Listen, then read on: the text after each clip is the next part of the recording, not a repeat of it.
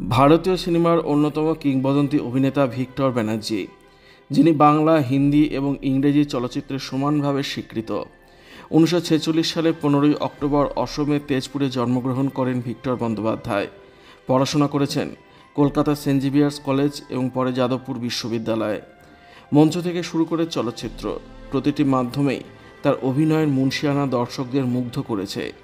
তিনি একমাত্র ভারতীয় অভিনেতা যিনি একই সঙ্গে অস্কার, গোল্ডেন গ্লোব এবং বাফটা মনোনীত চলচ্চিত্রে অভিনয় করেছেন। ভিক্টর ব্যানার্জির কর্মজীবন শুধু ভারতীয় সিনেমাতেই সীমাবদ্ধ থাকেনি। ব্রিটিশ পরিচালক ডেভিড লিনের এ প্যাসেজ টু ইন্ডিয়া ছবিতে অভিনয় করে তিনি আন্তর্জাতিক খ্যাতি অর্জন করেন। এছাড়া সত্যজিৎ রায়ের ঘরে বাইরে এবং মৃণাল সেনের মহাপৃথিবীতে তার অভিনয় বিশেষভাবে প্রশংসিত।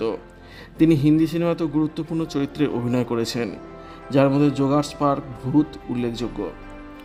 সম্প্রতি তিনি সিনেমার কাজ কিছুটা কমিয়ে দিয়েছেন, কিন্তু ভালো চিত্রনাট্য পেলে তিনি এখনও অভিনয় করেন। ভিক্টর বন্দ্যোপাধ্যায়ের শেষ ছবি শিবপ্রসাদ মুখোপাধ্যায় ও নন্দিতা রায়ের রক্তবীজ মুক্তি পায় 2023 সালে। এই ছবি সমালোচক ও সিনেমা হলে সমানভাবে সমাদৃত।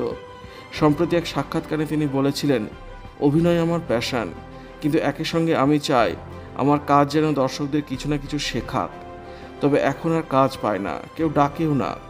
ওনাকে জনপ্রিয় ছবি লাঠি নিয়ে প্রশ্ন করা হলে তিনি বলেন, লাঠি 2 যদি সত্যিই তৈরি হয় তাহলে আমি অবশ্যই থাকতে রাজি। পরিচালক প্রভাত রায়ের 81তম জন্মদিনে অনুষ্ঠানে হাজির ছিলেন ভিক্টর বন্দ্যোপাধ্যায়।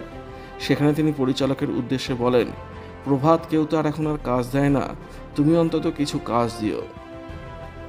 সিনেমার বাইরে তিনি একজন সক্রিয় সমাজকর্মী এবং সাহিত্যপ্রেমী। ভিক্টর ব্যানার্জি দার্জিলিংয়ের ক্ষেত্রে গভীরভাবে যুক্ত এবং পাহাড়ের বিভিন্ন উন্নয়নমূলক কাজে অংশ নেন। তিনি পর্যটন এবং পরিবেশ রক্ষার ক্ষেত্রে গুরুত্বপূর্ণ ভূমিকা রেখে চলেন। পাশাপাশি নাটক ও সাহিত্য চর্চাও তার গভীর আগ্রহ রয়েছে। ভিক্টর ব্যানার্জি শুধুমাত্র একজন অভিনেতা নন, তিনি একজন জীবন্ত কিংবদন্তি। তার অভিনয় শৈলী, ব্যক্তিত্ব এবং সমাজসেবামূলক কাজ আজও তাকে বাংলার গর্ব হিসেবে প্রতিষ্ঠিত করে রেখেছে। নতুন প্রজন্মের অভিনেতাদের জন্য তিনি এক অনুপ্রেরণা, যিনি প্রমাণ করেছেন যে প্রতিভা এবং কঠোর পরিশ্রমের মাধ্যমে বিশ্ব দরবারেও নিজের পরিচিতি তৈরি করা সম্ভব। ভিডিওটি আপনার কেমন লাগলো কমেন্টের মাধ্যমে লিখে জানাবেন, আর অবশ্যই চ্যানেলটি সাবস্ক্রাইব করবেন।